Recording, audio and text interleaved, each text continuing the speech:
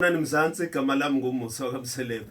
Yazi namhlanje ngifuna ukuhleka nje ngoba ngikhumbula isikhathi umuntu esakhula. Angazi ukuthi bangaphi benu will relate with this, but I guess most of you will find lento common. Yazi angikaze ngidlala othisha kanje ngisakhula. Umthetho wami kahle kahle ngiyibhimbi nje, I sing out of tune. It doesn't matter whether ubeka amanothi noma nje kuyaculwa ingoma noma kuyaculwa esontweni noma kuyahlatshelelwa noma kuyagidwa noma kwenziwani, ngiyabhimba nje like ngiyabhimba, literally bimbing. Manje ke othisha ke esikoleni ngoba uma wami she was a teacher and wayicula kakhulu, aziwa nje ku music ukuthi hayi wayilaba nje abahamba phambili impela nje babhidisayo bamanothi and so on and so on. So mase ngifika ke esikoleni kuthiwa ke thina njengezingane sizofakwa ekwayini esikole. So othisha bamenganikezi i-chance yokuthi nikhethe whether you gonna sing or you're not gonna sing. Babekutshela nje ukuthi bapha be10 nithi vembu, bapha bebass nithi vembu, and ngiyacabanga nibancane ngaleso sikhathi. Bese kuthiwa amantombazane ngala soprano, alto, bese ke siyabuya ke sihlanganiswe ke bahlabelele kanjalo ke bacula. And then sibizwe ke thina abafana. Guess what? Ngibekwe lapha phambili kuthiwa qale mina. Ayingishaya inothi engakaze lingakaze libe khona inothi. And othisha lapho balindele into. Batshela ukuthi hayi no wena uzocula impela, siyamazi uma wakho uyacula. So ngijajwa ngokuthi uma wami uyazi ukuthi uyacula and nami kulindeleke ukuthi ngizocula. Mangithi yazi ukucula ngikwazi. Okay, ngaleso sikhathi ngingarealize ukuthi ngahle kahle ngiyabhimba ngoba I was very young, so ngangicabanga ukuthi I can sing.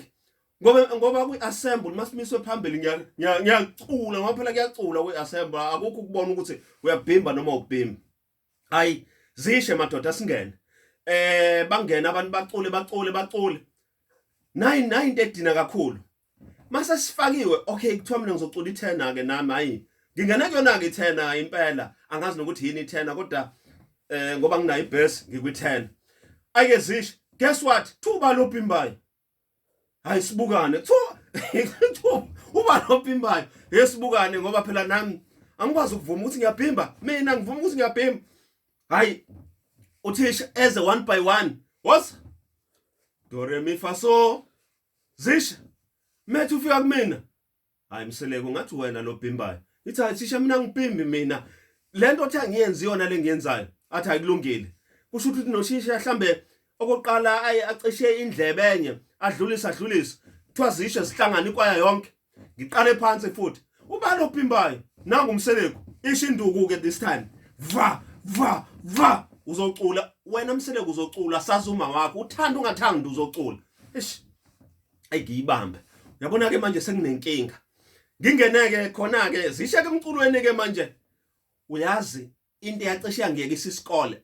This is one thing eyacishe yangenza Nkosi yami ngabe umahlalela, ngangafunda, ngangasiqeda isikole, umculo. The worst thing ukuthi othisha bathi mawubhimba sokushaya uzungabhimbi. So can you imagine ukuthi vele uyabhimba wena kahle uyabhimba unjalo asikwazi ukukulungisa, they are not God. NoNkulunkulu wahluleka ukulungisa uMoses ngamalimi.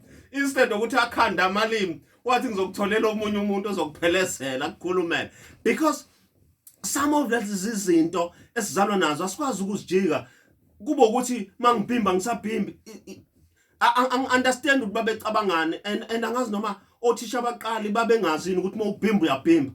The worst part ke kwakubuye kuthiwa ke asimashe. Niyakhumbula la emthandazweni uyomiswa phambili kuthiwa asimashe left right. Guess what? Makuthiwa left ngithi right, makuthiwa right ngithi left. So I've never find a rhythm. And inaleyo nto ungayifind a rhythm. Yazi ukuthini? Ishinduku futhi. Kusho ukuthi yazi lezi zinto ekufanele zenziwe amakhono zibe natural empilweni. They are so difficult ngalezi zikhathi zethu makuziwe esikoleni. I'm not so sure manje noma ingane zisenziwani kanjalo noma seziya-allowa nje ukuthi zingazenzi lezi zinto. But this is one thing, and I do not know ukuthi wena Can you mention one thing eyacishe yakukhipha esikoleni nje obonayo ukuthi kwangekona ukuhlakanipha noma ungahlakaniphi kwakho kodwa ngenxa ukuthi natural as a person you didn't have that skill?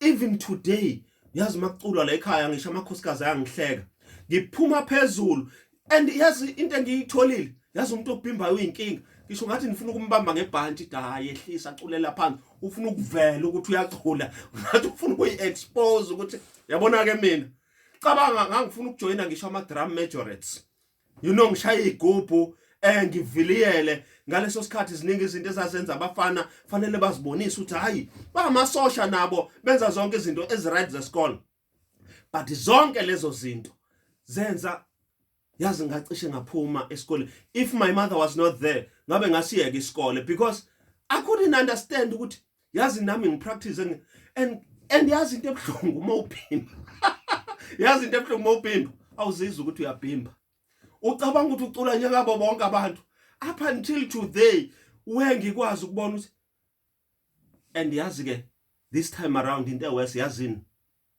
ngike ngithi ngiqale elinye iculo ngivele ngiqale elinye iculo.